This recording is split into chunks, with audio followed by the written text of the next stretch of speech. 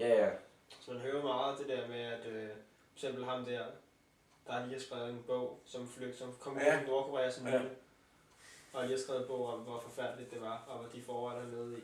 Ja, altså det lyder heller ikke godt, det kan jeg godt se, men Det er måske jeg tror, det er ved at overdrevet. Det er måske noget at gøre det med, at vi skal have det der dårlige eksempel igen. Dem, der flygter til syd, de bliver også presset til at komme med nogle grusomme historier. Ja, det bliver også smurt ekstra for den ekstra tand. Altså der findes jo institutter og institutioner i Sydkorea, som sidder og producerer historier om Nordkorea. Og der er al information om Nordkorea i de vestlige medier, også i Danmark, de kommer via Sydkorea. Så kan man jo ikke stole på det. Altså, det er jo, så alle de historier, man hører om, alle de dårlige historier, man hører om Nordkorea, det er noget, der er produceret, det tror jeg, det er. Ja.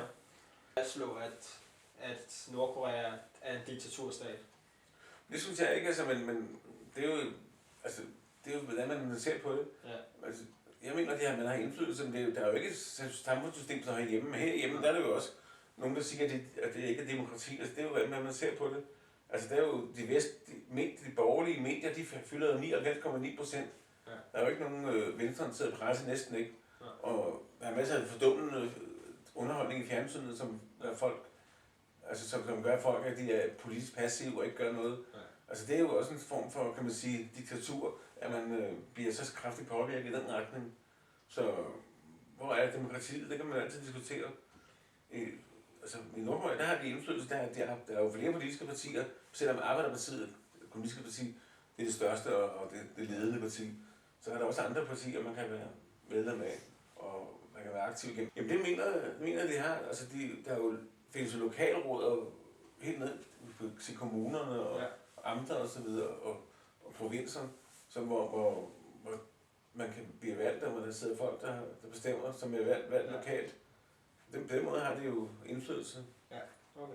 Men det er sådan, jeg ser det. Sådan rent ideologisk, så vil... jeg tænker bare på sådan, hvorfor verden ser så ilde på Korea. Når borgerne i virkeligheden har det godt. Ja, det er nok fordi man har brug for at have et eksempel på noget, som et fjendebillede. Som noget, man... Ja, tag bare telefonen. Jamen, det sætter lige på lydløs. Det er fordi vi har lånt nogle bøger, vi tjekkede også. Okay, ja. Som så indkommer. Ja. Jeg tror, det er derfor, at man har brug for et fjendebillede. Så bruger man Nordkorea, og det er sådan et lille land, dem kan man godt genere. Altså Kina, den betaler man jo ikke rundt om, fordi det er jo en stormagt. Så den vil man gerne handle med, men så bruger man Nordkorea, og den bruger man jo så til alt muligt. Fordi de kan gøre så meget ved, hvis man siger noget til dem. Ja. Lige præcis. Ja. Så